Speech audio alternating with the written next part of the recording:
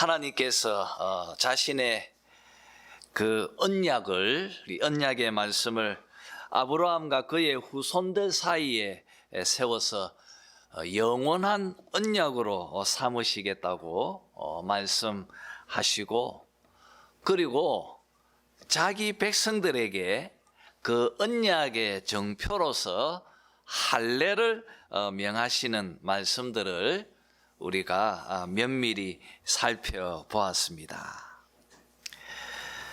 여러분, 우리가 17장에서 이 영원한 언약을 삼으시겠다는 말씀과, 그리고 또 언약의 정표로 할례를 행하라는 그 말씀 중간에 하나님께서 아브라함에게 내가 너에게 한 약속대로 언약의 자손을 주시겠다고 그렇게 확정하시면서 아브라함의 이름을 바꾸시고 또 사레의 이름도 바꾸어 주십니다.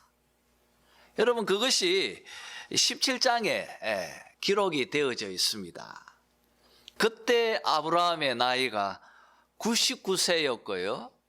또 사라의 나이가 89세였습니다. 여러분, 17장에서 하나님께서 아브라함의 이름을 많은 민족의 아버지라고 하는 뜻으로 아브라함이라고 고쳐주셨습니다. 그리고 사레의 이름도 많은 민족의 어머니라고 하는 뜻으로 사라라고 하는 이름으로 고쳐주셨습니다. 이렇게 하나님께서 이름을 고쳐주시면서 내가 너에게 복을 주어서 큰 민족을 이루게 하시겠다고 약속하십니다. 여러분, 하나님께서 이렇게 이름을 바꾸어 주시면서까지 내가 너로 하여금 이 언약의 자손을 주겠다고 말씀하셨습니다. 우리 한번 17장 17절에서 19절 말씀까지 한번 읽었으면 합니다. 17장 17절에서 19절 말씀, 하나님께서 아브라함과 사라에게 이렇게 자손을 주시겠다고 이름까지 바꾸어 주시면서 확정하신 말씀에 대한 이들의 반응입니다. 같이 한번 읽죠. 시작. 아브라함이 엎드려 웃으며 마음속으로 이르되 100세 된 사람이 어찌 자식을 낳을까? 사라는 90세니 어찌 출산하리요? 하고 아브라함이 이에 하나님께 아뢰되 이스마엘이나 하나님 앞에 살기를 원하나이다. 하나님이 이르시되 아니라 내 아내 사라가 내게 아들을 낳으리니 너는 그 이름을 이삭이라 하라. 내가 그와 내 언약을 세우리니 그의 후손에게 영원한 언약이 되리라. 아브라함은 웃었습니다. 내 나이 이제 100세고 그리고 사라도 90세인데 무슨 우리 사이에 아이가 있을 수 있겠는가 웃었어요. 여러분, 이 웃음은 어떻게 보면 불신앙의 웃음이고 썬웃음이죠. 하나님께서 아브라함의 웃는 것을 보시면서 19절에서 구체적으로 사라가 아들을 낳을 것인데 그 이름까지 딱 정해줍니다. 그 이름은 이삭이라 하라. 이삭이라 하라. 꼭 그렇게 말씀하십니다. 여러분 같으시면 어떻겠습니까? 여러분이 지금 아브라함과 사라의 입장이라고 한번 생각해 보십시오. 여러분 어떻겠습니까? 과연 99세와 89세의 이들 사이에 아들이 태어날 수가 있습니까? 어떻습니까? 아브라함은 믿지 않았습니다. 사라도 믿지 않았습니다. 그래서 웃어버렸습니다. 그렇게 17장 이야기가 기록이 되어져 있고요. 그리고 18장 넘어가면 이 똑같은 이야기가 계속 계승되어집니다. 여러분, 우리 이제 18장을 한번 살펴보죠. 18장 1절의 말씀처럼 아주 뜨거운 한낮이었던 것 같습니다. 아브라함은 뜨거운 햇빛을 피해서 장막문에 앉아 있었습니다. 그때 저쪽에서 마물의 상수리 나무가 있는 그곳에 사람 세 사람이 걸어오는 모습을 아브라함이 장막문에서 보았습니다. 아브라함은 2절에 있는 말씀처럼 달려갔습니다. 달려가서 이 손님들을 영접합니다. 그리고 3절 4절의 말씀처럼 물로 발을 씻게 그렇게 하고 그리고 나무 아래에 쉬도록 합니다. 그리고 고운 가루 세서 꽤 많은 양입니다. 가루를 곡식 가루를 가지고 떡을 만들어서 그리고 또 7절 말씀처럼 기름지고 아주 좋은 송아지를 잡아다가 요리를 합니다. 그리고 엉긴 젖과 우유를 나무 아래에 앉아있는 이들에게 제공합니다. 여러분, 아브라함은 이렇게 참 우리 장 집사님처럼 이 손님 대접하는 것을 참 좋아하는 것 같아요. 이렇게 극진히 귀한 것으로 대접합니다. 여러분, 이 세 사람 중에 한 사람은 오늘 1절의 말씀처럼 여호와 하나님이십니다. 여호와 하나님이라고 성경은 묘사되어지고 있고요. 그리고 나머지 두 사람은 19장 1절을 보면 이 두 사람이 소돔성으로 떠납니다. 그러면서 이 두 사람은 천사라고 묘사가 되어져 있습니다. 여러분, 아브라함이 부지간에 하나님을 대접하고 섬긴 것입니다. 여러분, 한번 생각해 보십시오. 하나님께서 왜 아브라함의 장막으로 방문하셨습니까? 무엇 때문입니까? 그 이유가 오늘 말씀에 기록이 되어져 있습니다. 그 두 가지입니다. 하나님께서 왜 아브라함의 장막에 찾아오셨을까? 여러분, 이 이유가 17절에서 19절 이제 20절 말씀까지입니다. 21절까지네요. 자, 여러분, 왜 하나님께서 이 아브라함의 장막에 찾아오셨는가? 한번 같이 한번 읽어봅시다. 17절에서 21절까지입니다. 같이 한번 읽겠습니다. 시작. 여호와께서 이르시되 내가 하려는 것을 아브라함에게 숨기겠느냐? 아브라함은 강대한 나라가 되고 천하 만민은 그로 말미암아 복을 받게 될 것이 아니냐? 내가 그로 그 자식과 권속에게 명하여 여호와의 도를 지켜 의와 공도를 행하게 하려고 그를 택하였나니 이는 나 여호와가 아브라함에게 대하여 말한 일을 이루려 함이니라. 여호와께서 또 이르시되 소돔과 고모라에 대한 부르짖음이 크고 그 죄악이 심히 무거우니 내가 이제 내려가서 그 모든 행한 것이 과연 내게 들린 부르짖음과 같은지 그렇지 않은지 내가 보고 알려 하노라 고 말하고 있습니다. 여러분, 하나님께서 아브라함의 장막에 찾아오신 이유는 두 가지입니다. 하나는 아브라함과 그의 후손들과 함께 언약을 체결하셨지 않습니까? 이 언약 협정, 이 언약적 이 관계 속에서 그들과 함께 교제하시려고요. 언약 가운데 있는 이 언약 백성들에게 하나님께서 직접 찾아오셔서 그들과 함께 이 언약의 교제를 나누기 위해서 찾아오셨어요.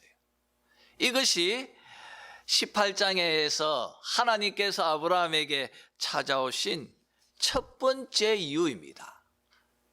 여러분, 그것이 오늘 본문에 잘 드러나지 않습니까? 18절에 있는 말씀처럼 17절이죠, 참. 예. 여호와께서 이르시되 내가 하려는 것을 아브라함에게 숨기겠느냐. 여러분, 하나님께서 아브라함을 향한 깊은 애정과 사랑이 잘 드러나 있습니다. 내가 하려는 것을 아브라함에게 숨기겠느냐.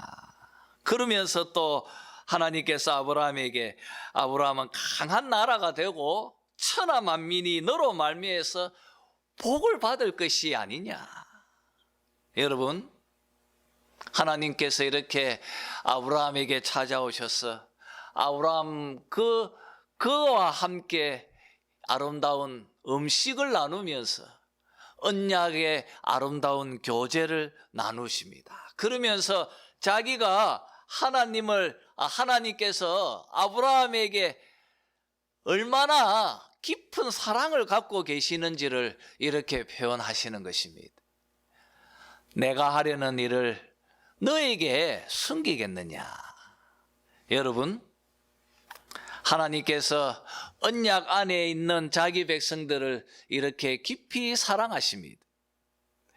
이후에 역대하 20장 7절에서 그리고 또 이사야서 41장 8절에서 하나님께서 이렇게 말씀하십니다. 아브라함을 나의 친구라 하셨고 또 아브라함을 벗이라고 그렇게 말씀하셨습니다.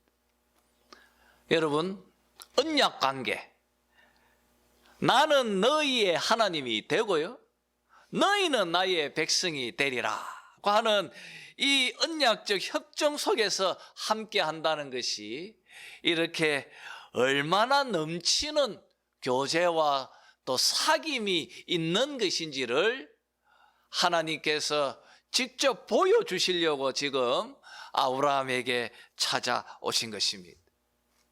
여러분, 죄인된 인간이 전능하시고 거룩하신 하나님과 함께 사귄다는 것, 함께 떡을 나누고 음식을 나누고 함께 그 속에서 서로가 서로를 향하여 깊은 사랑을 고백하는, 여러분, 이 교제를 한번 생각해 보십시오. 얼마나 놀라운 축복입니까? 넘치는 축복입니다. 여러분, 세상에서 가장 크고 놀라운 축복이 무엇입니까? 하나님께서 나에게 찾아오시는 것입니다. 그리고 나와 함께 사귀고 교제하는 것입니다. 너는 나의 벗이라. 너는 나의 친구라. 내가 하려는 일을 숨기겠느냐. 하나님께서 이 아름다운 교제를 나누시려고 지금 아브라함에게 찾아오신 것입니다. 여러분, 우리도 예수 그리스도 안에서 믿음으로 새 언약의 그 언약 백성이 다 되었습니다. 우리도 하나님의 언약 백성들입니다. 여러분, 지금 이 18장에서 드러나고 있는 이 아름다운 언약 안에서의 교제가 지금 우리들에게도 유효하다는 것을 잊지 말아야 합니다. 아니, 오히려 이것은 다 그림자입니다. 우리는 지금 그리스도께서 직접 성취하신 실체 가운데 살고 있습니다. 우리가 믿음 안에서 그리스도 안에서 성령으로 말미암아 하나님과 이 아름다운 언약 안에서의 이 교제를 지금 우리는 더 풍성하게, 더 넘치도록 우리가 지금 누리고 있다는 것을 우리가 깨달아야 할 것입니다. 여러분, 언약의 이 교제가 얼마나 크고 놀라운지를 오늘 말씀이 우리에게 그려주고 있고, 또 이것을 그 후손들에게 가르쳐 주시려고 지금 18장의 이 내용이 기록이 되어져 있는 것입니다. 여러분, 이렇게 하나님께서 아브라함에게 찾아오셨습니다. 그리고 우리가 17장에서 있었던 이야기가 18장에서 이어서 또 흘러나옵니다. 하나님께서 아브라함에게 묻습니다. 사라가 어디 있느냐? 사라가 어디 있느냐? 그렇게 9절에서 묻고 있습니다. 사라를 찾으십니다. 사라는 장막에 있었습니다. 하나님께서 말씀하십니다. 내년 이맘때 내가 반드시 내게로 돌아오리니 너의 아내 사라가 아들이 있으리라. 똑같이 17장에 있는 내용처럼 하나님께서 또 말씀하십니다. 장막에서 사라가 그 이야기를 들었습니다. 여러분, 사라의 반응과 아브라함의 반응은 어땠습니까? 11절에 있는 말씀처럼 아브라함과 사라는 나이가 많아 늙었고 사라에게는 여성의 생리가 끊어졌어요. 불가능한 이야기라는 것이죠. 12절에 이렇게 말합니다. 사라가 속으로 웃고. 여러분, 17장에서는 누가 웃었습니까? 아브라함이 웃었죠. 그죠? 하나님이 이 말씀을 하시니까 아브라함도 똑같이 웃었어요. 이스마엘이나 좀 잘 살면 좋겠습니다. 그 뭐 말도 안 되는 말을 하십니까? 뭐 그런 식으로 여기도 그렇습니다. 사라가 속으로 웃습니다. 내가 노쇠하였고 내 주인도 늙었으니 내게 무슨 즐거움이 있으리요? 무슨 소리 합니까? 내 나이가 89세고 우리 남편 아브라함의 나이가 99세인데 왜 자꾸 이 아이 이야기를 합니까? 나에게 무슨 그런 즐거움이 있으리요? 그 말을 하니까 15절 말씀처럼 14절에서 하나님께서 사라를 꾸짖듯이 왜 웃느냐? 왜 웃느냐? 15절에서 그 말을 듣고 사라가 두려워합니다. 그러면서 사라가 말합니다. 내가 안 웃었습니다. 거짓말을 하죠. 하나님이 말씀하십니다. 아니라 네가 웃었느니라. 그렇게 말씀하십니다. 여러분, 우리는 본문에서 사라의 불신앙을 봅니다. 그리고 또 아브라함의 불신앙도 보게 되어집니다. 여러분 한번 생각해 보십시오. 하나님께서 이렇게 말씀하시면 좀 믿을만 하지 않습니까? 그렇지 않습니까? 그런데도 사라는 자기 현실을 생각합니다. 내가 무슨 내 나이도 생리도 끊겼는데 무슨 소리 하느냐? 현실을 생각하면서 절대 안 믿으려고 합니다. 끝까지 안 믿으려고 합니다. 계속 웃습니다. 웃고 또 아브라함도 웃고 그리고 사라도 웃습니다. 자, 여러분, 오늘 본문을 생각하면서 또 두 번째 하나님께서 아브라함에게 찾아오신 이유를 봅시다. 여러분, 이렇게 하나님께서 아브라함을 찾아오신 첫 번째 이유는 아브라함과 언약 안에서의 아름다운 교제를 나누시려고 찾아오셨죠. 그리고 두 번째로 찾아오신 이유는 그 20절, 21절에 있는 말씀처럼 소돔과 고모라의 죄가 너무 심해서 도대체 어느 정도 이 죄가 심한지를 직접 보시려고 오셨다. 그렇게 지금 말하고 있습니다.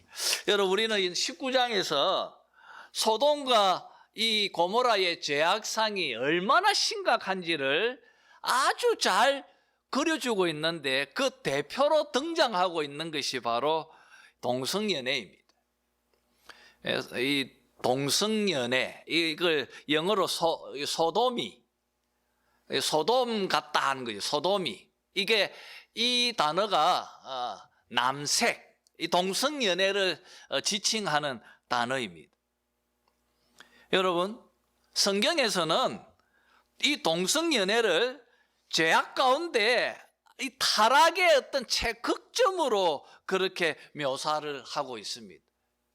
소돔이 그렇죠.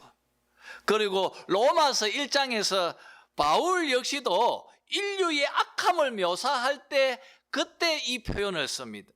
저희 여인들도 순리대로 쓸 것을 바꾸어 영리로 쓰고, 이와 같이 남자들도 순리대로 여인 쓰기를 버리고 서로 향하여 음욕이 부릴 듯 하다고 1장 26절 27절에서 인류의 죄악상을 고발할 때 바울이 쓰고 있습니다. 여러분, 결국 하나님께서 그들의 악함을 보시고 소돔과 고모라를 심판하십니다. 여러분, 하나님께서 이 사건을 이 18장 19장에 팍 놓으시면서 17장에서 하나님께서 그의 아브라함과 그의 후손들과 함께 그들 가운데 언약을 세워서 그들에게 교훈하고자 하는 의도가 있다는 거예요. 그게 뭐냐면 19절 말씀 한 번 더 읽어봅시다. 18장 19절을 한 번 더 읽어보죠. 같이 한번 읽겠습니다. 시작.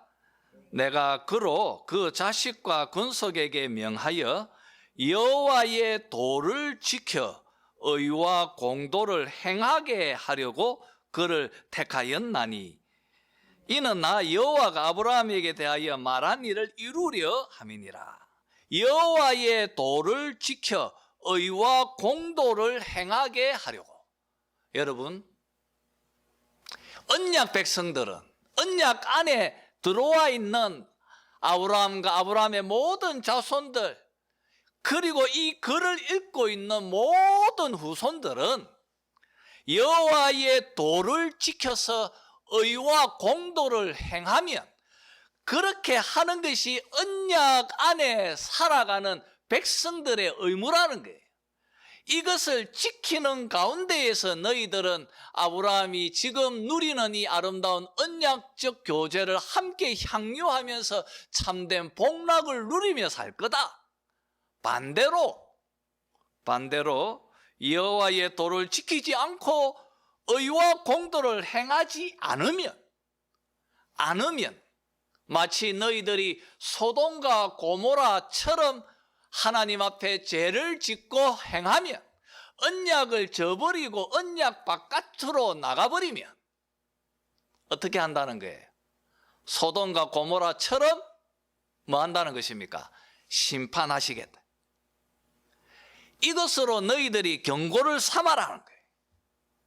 여러분, 문맥적으로 이것을 강조하려고 지금 18장에 있는 19장 이 이야기가 기록이 되어져 있는 것입니다. 언약 안에서 말씀을 지키고 의와 공도를 행하면 너희들이 참된 교제 속에서 행복을 누리며 살 거다. 그러나 너희들이 이 여호와의 도를 저버리고 소돔과 고모라처럼 죄를 행하고 그리고 언약을 저버리면 너희들도 소돔과 고모라처럼 뭐 할 거라는 거예요? 하나님의 심판을 받을 거야. 그러니 이것을 너희들의 마음의 교훈으로 삼아라, 경고를 삼아라 라는 의도로 지금 이 18장 19장의 이야기가 놓여져 있는 것입니다. 여러분, 세월이 많이 흘러서 결국 유다가 범죄하고 바벨론에 의해서 패망해 버립니다. 예루살렘이 함락되어져 버립니다. 그들은 바벨론으로 포로로 끌려갔습니다.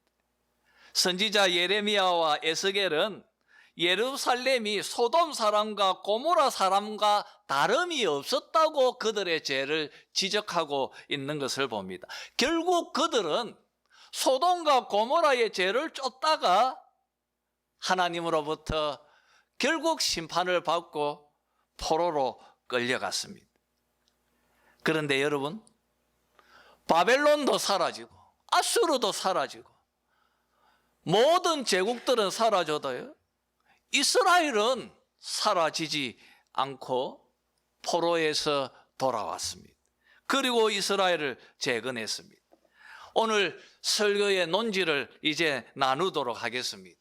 여러분, 사라를 생각해 보십시오. 사라하고 소돔과 고모라 사람들이 크게 다릅니까? 어떻습니까? 사라는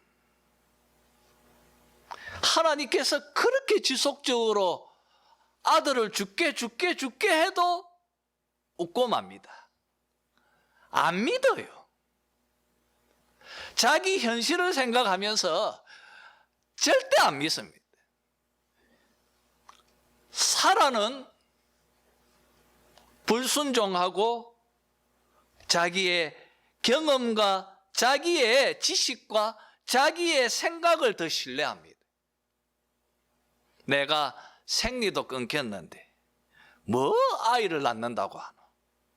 그럼 불가능한 것이라고 자꾸 그렇게 여깁니다.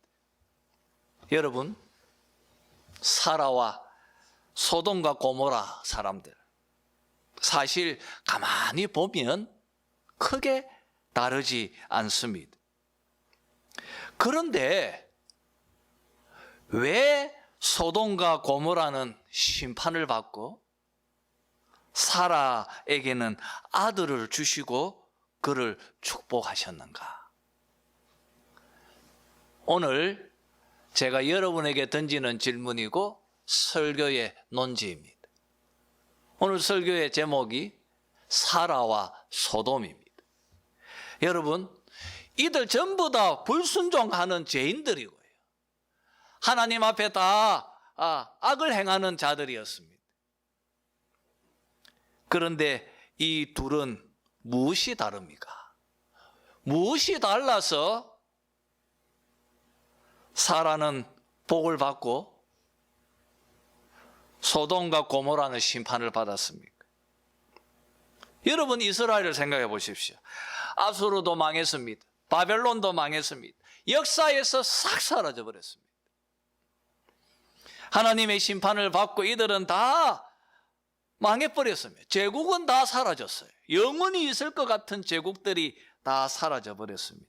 그런데 이스라엘은 그들이 비록 소돔과 고모라와 크게 다르지 않아서 패망당하고 포로로 끌려갔지만 그래도 나무가 베인바 되어도 그루터기가 남아있는 것처럼 이들은 또 예루살렘으로 귀환해서 이스라엘을 재건하고 남아 있습니다.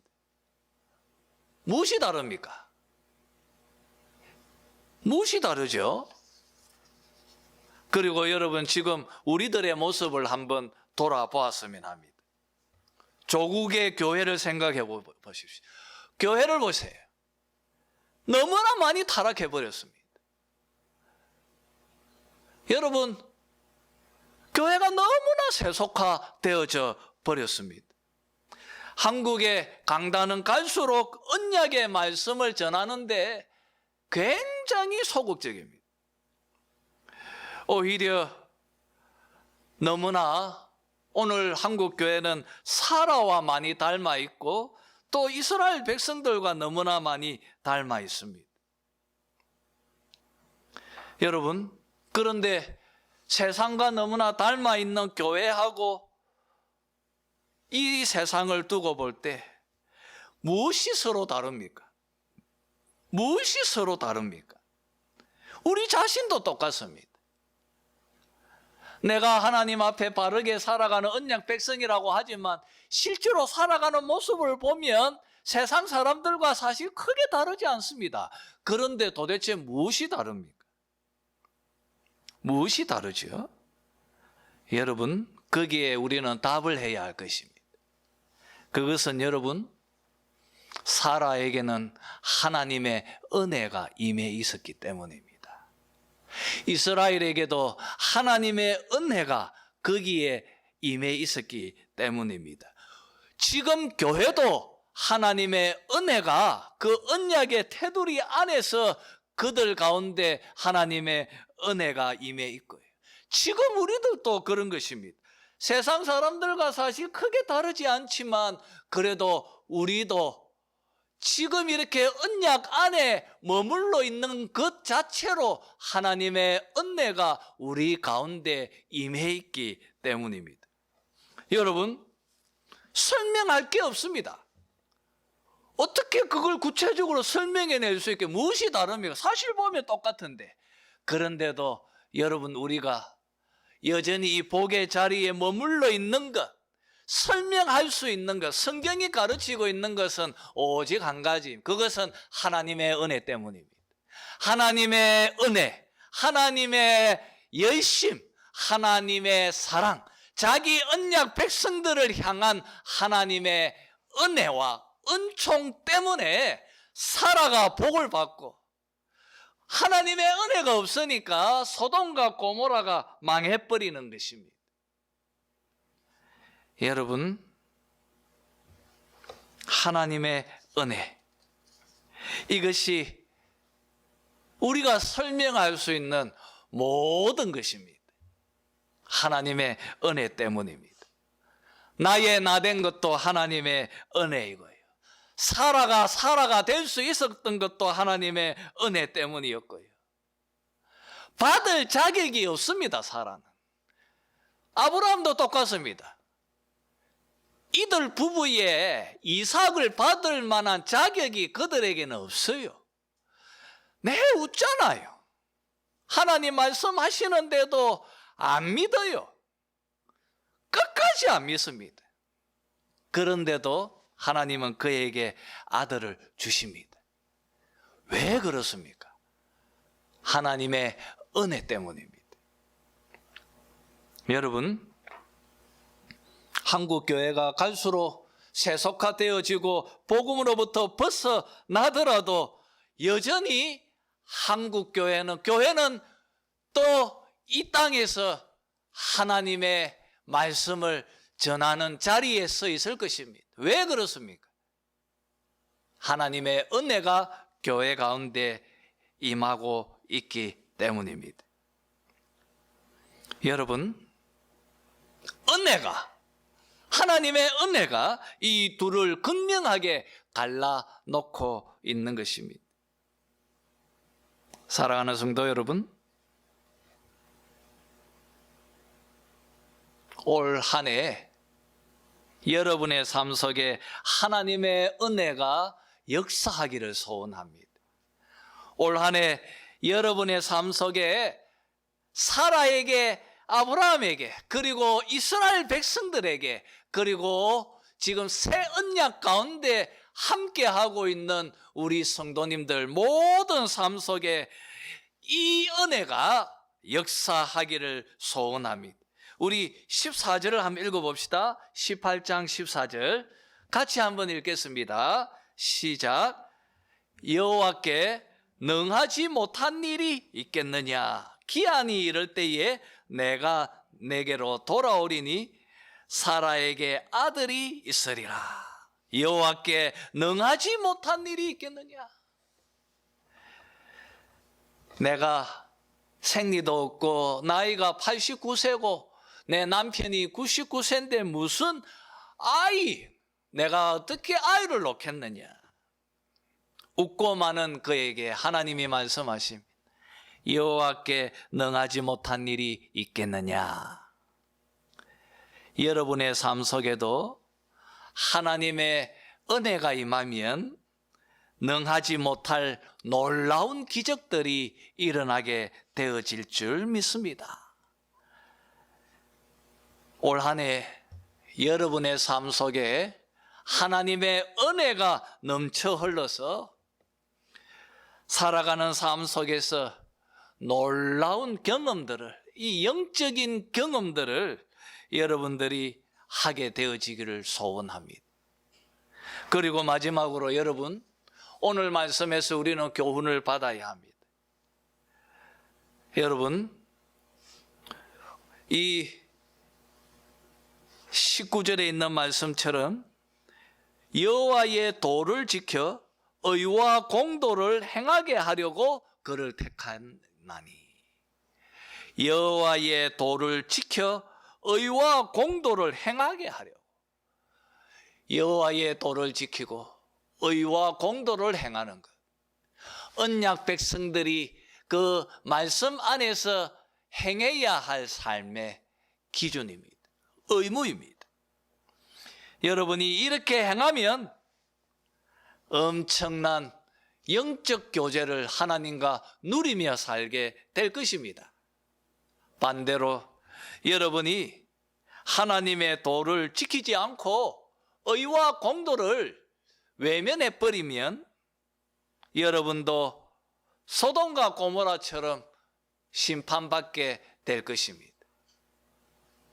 사랑하는 성도 여러분, 오늘 이 말씀을 교훈으로 받으시기를 바랍니다. 그래서 여러분, 여호와의 도를 지키며 의와 공도를 행하는 하늘 백성들이 되시기를 바랍니다. 그렇게 살면 하나님께서 여러분을 책임지시고 여러분에게 하나님이 계획하신 놀라운 축복과 은혜를 베풀어 주실 줄 믿습니다. 이런 은혜가 여러분의 삶 속에 흘러넘치기를 주의 이름으로 축복합니다.